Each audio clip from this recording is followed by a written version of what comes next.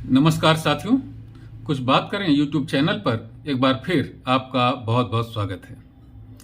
मैं doctor A K. Verma का एक वीडियो देख रहा था। ये doctor A K. Verma Kanpur Christ college में राजनीति विज्ञान के विभागाध्यक्ष रह चुके हैं।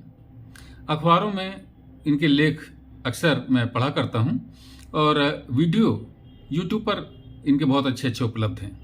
तो उनका मैं एक वीडियो देख रहा था, तो उसमें उन्होंने धर्मनिरपेक्षता और पंथ निरपेक्षता की बहुत ही उपयोगी व्याख्या की है। बहुत सुंदर, मैं कहना चाहता हूं कि बहुत सुंदर व्याख्या की है, लेकिन मुझे लगता है कि बहुत उपयोगी व्याख्या है। तो उसके बारे में मैं आपसे चर्चा करना चाहता हूं। उनका कहना यह है कि भारत कभी भी धर्मनिरपेक्ष नहीं हो सकता। इस बात को समझाने के लिए उन्होंने बताया कि एक्चुअली भारत में विशेषकर हिंदुओं के लिए धर्म है क्या। तो उन्होंने मनुस्मृति के 6 अध्याय के 52वें श्लोक का उदाहरण दिया और वो श्लोक इस तरीके से है: धृति क्षमा दमो अस्ते शौचम इंद्रिय निग्रह धी विद्या सत्यम अक्रोधो दशकम धर्म लक्षणम।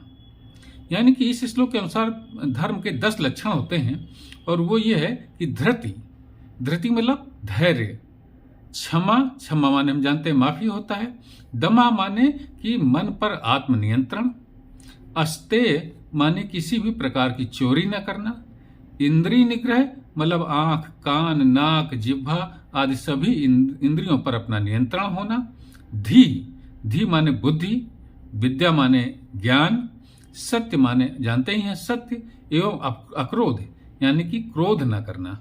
धर्म के ये 10 लक्षण होते हैं।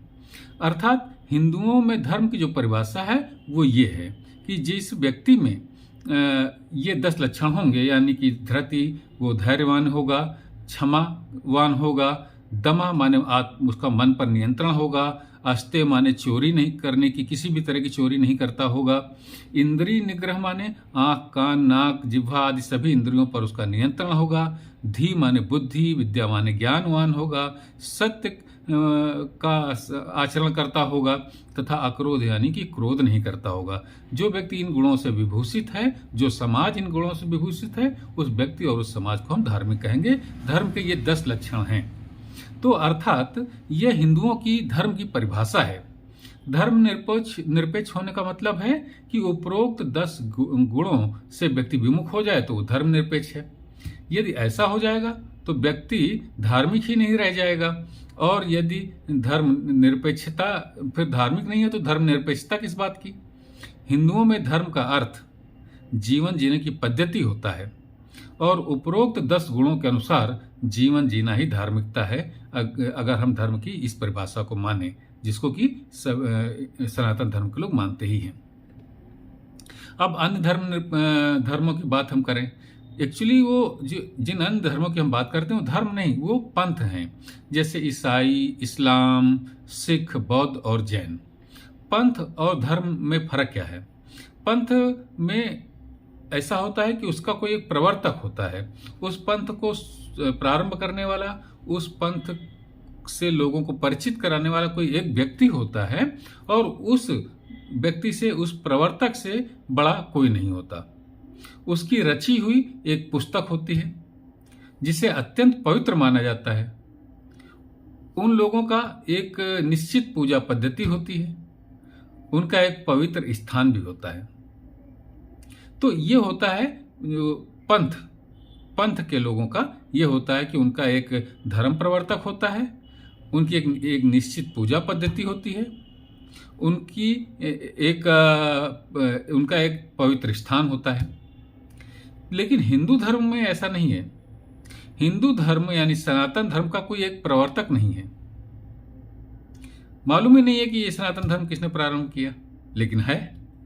अनेकों सैकड़ों पुस्तकें हैं सनातन धर्म की, हिंदू धर्म की, जिनकी गणना मुश्किल है। वेद, उपनिषद, पुराण और इसके अलावा स्मृतियाँ, संहिताएं, बहुत सी पुस्तकें हैं। इसमें कोई एक पुस्तक नहीं है जिसे हम पूज्य या पवित्र मानते हैं। दूसरा यह है कि कोई एक स्थान नहीं है पवित्र स्थान।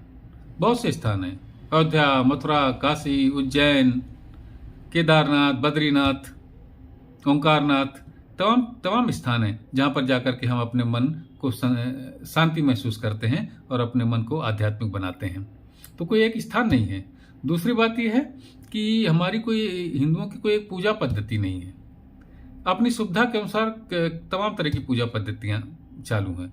तो जो धर्म है उसका कोई एक बंधा बंधाया फार्मूला नहीं है, एक उसका बंधा बंधाया कोई फ्रेम नहीं है। तो डॉक्टर ए के वर्मा कहते हैं कि इसलिए भारत पंथ निरपेक्ष तो हो सकता है लेकिन धर्म निरपेक्ष नहीं हो सकता। तो साथियों, डॉक्टर ए के वर्मा के हवाले से मैंने ये बातें आपके सामने रखी और आपको ये बातें कैसी लगी मुझे अपनी टिप्पणियों और से बताइएगा। पसंद आए तो इस वीडियो को लाइक कीजिए, शेयर कीजिए और अनुरोध है कि हमारे इस कुछ बात करें नामक इस चैनल को सब्सक्राइब जरूर कीजिए। जय हिंद, वंदे मातरम।